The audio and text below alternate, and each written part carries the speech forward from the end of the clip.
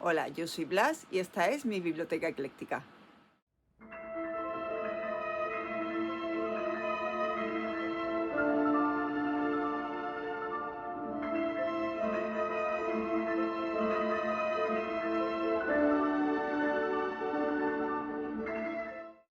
Hoy vengo a hablaros de una biografía, la biografía de Eddie Sedgwick.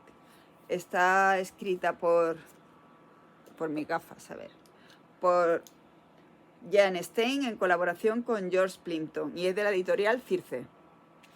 Eddie Sedgwick no es una persona muy conocida, no es una persona icónica, ¿de acuerdo? Pero sí fue una personalidad durante los años 60, que es de lo que vamos a hablar, de su personalidad durante la época en la que estuvo en activo. Fue musa de Andy Warhol y fue la inspiración de, en varias ocasiones, en varias canciones, fue también inspiración de Bob Dylan, ¿de acuerdo? También tanto para la canción Like a Rolling Stone como Just Like a Woman, ¿de acuerdo? Eddie Sedgwick era una niña rica, era heredera tanto de una fortuna millonaria como de una genética rica en enfermedades mentales, alcoholismo y demencia, tanto en sus antepasados lejanos y cercanos como entre sus propios hermanos. De hecho, por su hermano favorito se suicidó, ¿de acuerdo? Y hubo muchos internamientos en clínicas psiquiátricas, entre las que estaba ella misma. Se tuvo que internar varias veces en clínicas psiquiátricas. Si a eso se le suma un padre manipulador y maníaco depresivo, una madre débil y unos antepasados con una estricta normativa de tradiciones e incoherencias, sale el resultado que hubo finalmente, por desgracia, que es catastrófico. Sin embargo, todo ese caos psicológico quedaba convenientemente oculto en la estricta disciplina, elegancia y sociabilidad que desde siempre la familia de Eddie Sedgwick supo emanar hacia el exterior.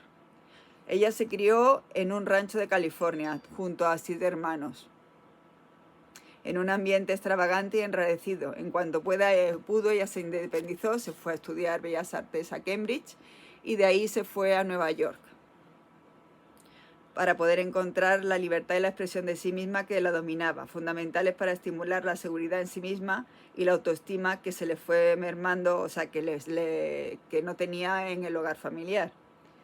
Eso en ella, pues, o sea, la falta de autoestima y la falta de seguridad en sí misma la marcó durante toda su vida y fue lo que acabó realmente con ella. Encontró lo que quería, ya que desde el momento de su llegada fue objetivo de flashes y de portadas continuas en las revistas de moda y sociedad como Life, por ejemplo, tanto por su conocida herencia como por su maravillosa y extravagante personalidad y belleza. Cuando finalmente se encontró con el arte y la vanguardia encarnados en Warhol, nació una inseparable unión que se hizo tremendamente popular a lo largo de varios años clave para la época, los años 60. El problema, pues aparte de los genes y su manipuladora familia, el gran problema de Eddie Sedgwick fueron las drogas, estandarte de la generación de los 60,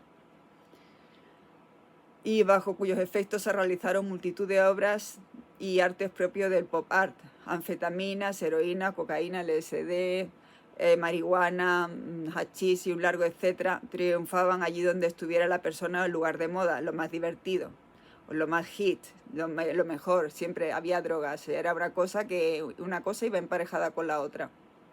La modernidad con las drogas. Se llevaba, vamos, la vanguardia de todo y todas las auténticas celebridades. Con los antecedentes de Eddie, las drogas y su vida exenta de toda ligadura familiar ni limitaciones hicieron un cóctel mortal que acabó con ella en 1971, el 16 de noviembre, cuando contaba con tan solo 28 años, por una ingestión de barbitúricos. Esa fue Eddie Sedgwick, ¿de acuerdo? Duró muy pocos años, pero durante esos años marcó bastante, o sea, fue una persona muy reconocida y muy conocida. Yo ya digo que la vi en la película de Factory Girl. Fue allí donde me resultó curiosa su figura y por eso me compré su biografía. Y en la película de Factory Girl sale como Sienna Miller como Eddie Sedgwick, Hayden Christensen como Bob Dylan y Guy Pearce como Andy Warhol. no solamente fue musa de Andy Warhol, sino que fue la inspiración, como ya he dicho, de Bob Dylan, y con el que tuvo una relación amorosa muy fuerte y de la que ella se encandiló. Entonces él la dejó por otra persona y eso a ella le resultó pues una espiral de dolor que la marcó muchísimo.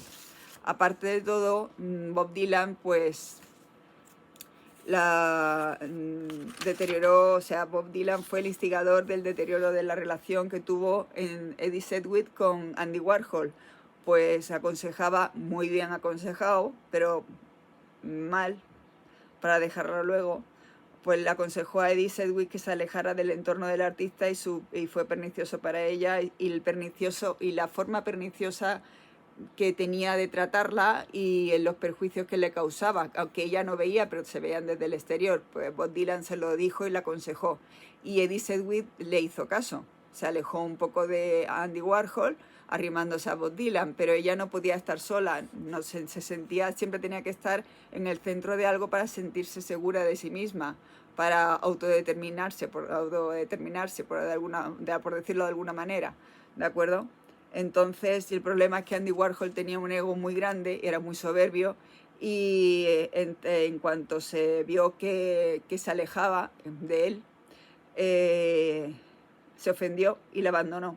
Y a partir de ese momento, a partir de que la abandonó, la marginó de todo evento social. Entonces dejó de ser el icono social del momento, Eddie Sedgwick, y cayó en una espiral de desconfianza, miedo y autodestrucción, sintiéndose sola y repudiada por todos.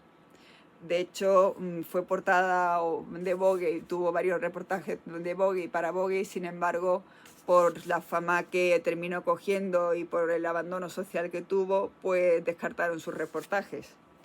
Entonces, pues ya digo, yo recomiendo, si para quien le interese los años 60 y las figuras clave de ese momento, pues yo recomiendo este libro.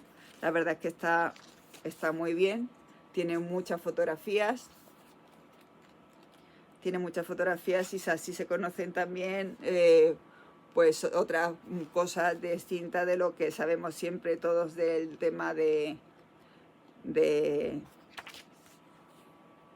aquí va una portada para Vogue, del tema de Andy Warhol, porque tenemos la figura de Andy Warhol como el gran creador del pop art, pero tampoco sabemos de su vida con los artistas con los que trabajaba habitualmente, y ella fue precisamente uno de sus iconos.